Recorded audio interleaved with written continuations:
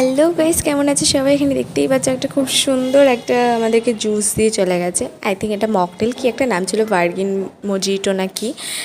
যাই হোক, এখানে আমাদের একটা চিলি বেবি কর্ন দিয়ে দেওয়া হয়েছে, ড্রাই চিলি বেবি কর্ন। তো আমরা খুব ভালো ভালো সব খাবার অর্ডার করেছিলাম। আমরা তো খেতে ভীষণই ভালোবাসি। বাসন্তী পোলাও, কষা মাংস, fried rice, chilli chicken, pizza. আর এখানে আমরা 4টে স্ট্র নিয়েছি, বিকজ একটাই ড্রিঙ্ক অর্ডার করা হয়েছে, কারণ আমি ড্রিঙ্কটা খুব একটা প্রেফার করিনি।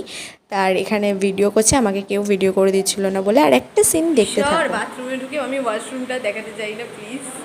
এই যে একজন বাইরে দাঁড়িয়ে আছে, ও দেখছে কি কর।